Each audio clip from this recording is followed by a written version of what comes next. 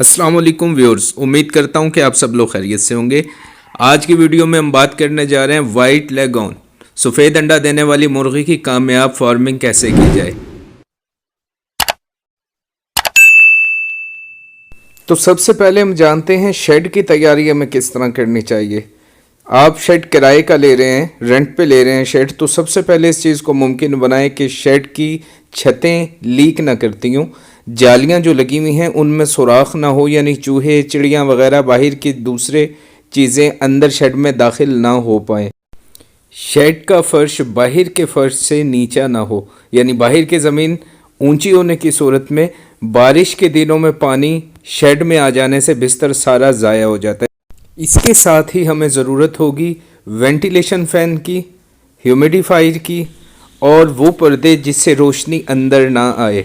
तरपाल के पर्दे भी बना के लगाए जा सकते हैं और इसके अपने बने बनाए पर्दे भी मिलते हैं जिन्हें वेंच की मदद से ऊपर नीचे बाआसानी किया जा सकता है। ख़ासकर ऊपर की मंजिल पे और नीचे वाली भी, उसमें पर्दों को ऊपर नीचे करना वेंच की मदद से इंतहाई आसान हुआ करता है। तो पहले जान लेते हैं हम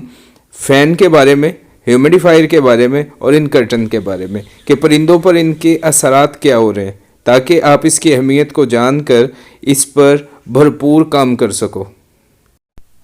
तो जानते हैं हम कि हम इस फ़ैन से और ह्यूमिडिफायर से, यानी नमी को पैदा करने वाला जो आला है, इससे हम क्या काम लिया करते हैं।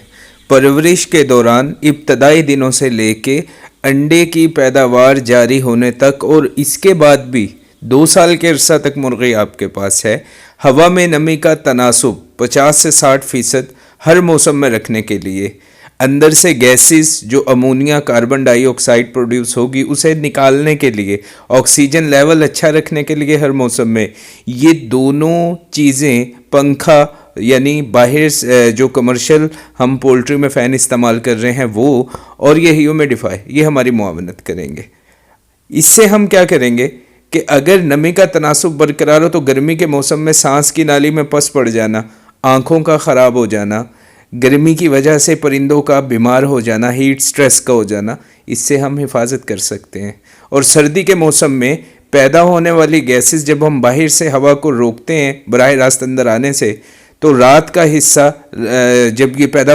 इनकी पैदावार शुरू भी हो चुकी होती है तो रात का हिस्सा तवील होने की वजह से गैसेस का दबाव अंदर बढ़ जाता है, जो आँखों के मसाइल और सांस की नाली में पस पैदा करने का, इन्फेक्शन पैदा करने का एक ज़रिया बन सकता है। तो ये 2 चीज़ें इसी तरह अहम हैं जैसा आप अपनी सरमाए और वक्त को इस चूज़े पर लगा के इसे जवान कर रहे हो फीड खिला के। अगर ये 2 चीज़ें आपकी इस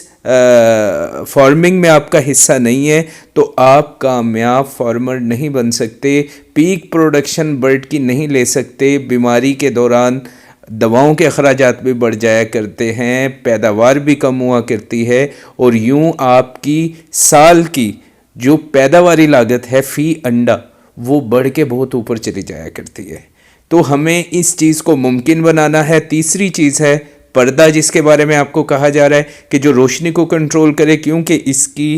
पहले दिन की उम्र से लेकर और आगे अंडा जारी रखने के बाद तक हमें इसकी ज़िंदगी के मुख्तलिफ मराहिल में, इसके ग्रोइंग फेज़ में, डेवलपर में, लेयर में, इसकी रोशनी के दौरानिया और रोशनी की शिद्दत दोनों को कंट्रोल करना होता है, ड्यूरेशन और इंटेंसिटी। वो मुमकिन तब होगा जब आपका ये डार्क रूम बन जाए, यानी बाहर सूरज की रोशनी, अगर दिन में आपको अपने बर्ड को 30 से 40 लक्स देना है तो आपने जो आम ये प्लास्टिक के पर्दे लगाए हुए होते हैं, इससे रोशनी बराह रास्त अंदर आ रही होती है, तो आपके बर्ड को रोशनी अपनी उम्र से पहले,